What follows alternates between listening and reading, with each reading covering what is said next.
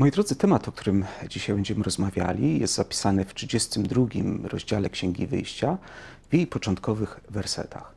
Otóż Mojżesz został wezwany przez Boga na górę Synaj, aby tam otrzymać dekalog. Jego długa nieobecność, 40-dniowa, sprawiła, iż Izraelici zaczęli się niecierpliwić.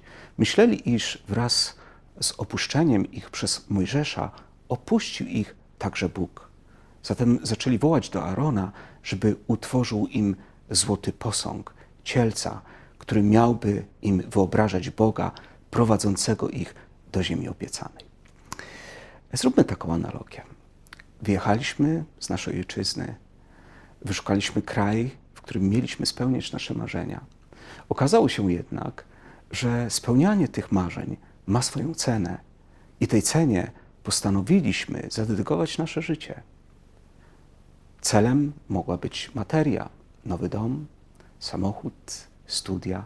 Jakkolwiek byśmy to nie nazwali, niemniej jednak ten cel sprawił, iż utraciliśmy żywy kontakt z Bogiem, który nas prowadził i który objawiał się w naszym życiu jako Ojciec pełen miłości.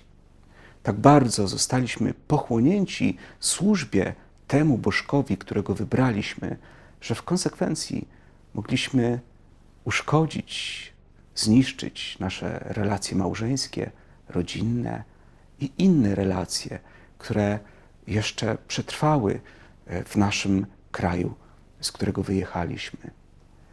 A zatem mam do Ciebie prośbę, żebyś w tym dniu kolejnym naszej wędrówki wielkopostnej zdefiniował swoje bożki, cele, które zabrały z Twojego życia żywą obecność Boga.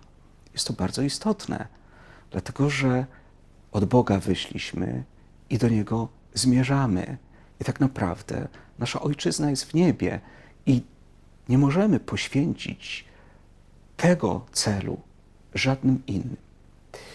Święty Augustyn powiedział w ten sposób: Bóg na pierwszym miejscu i wszystko na miejscu właściwym.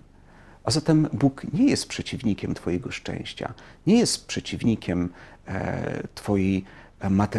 Twojego materialnego posiadania. Jest przeciwnikiem tego, abyś utracił z Nim kontakt. I utrata z Nim kontaktu, a zastąpienie tego kontaktu kimś bądź czym innym sprawia, iż popadasz w dysharmonię. Tracisz nadzieję, pokój, radość i ostatecznie cel swojego życia. Bo przecież, jak dobrze wiesz, o tym pisał już również wspomniany wcześniej święty Augustyn, że niespokojne jest serce człowieka, dopóki nie spocznie w Bogu. A zatem pozwól się na nowo pochwycić jedynej miłości Twojego życia, którą jest Pan Bóg. I nie bój się, że On Ci zabierze coś, zuboży, że On jest przeciwnikiem Twojego szczęścia, Twojego posiadania. Nie. Bóg na pierwszym miejscu i wszystko na miejscu właściwym.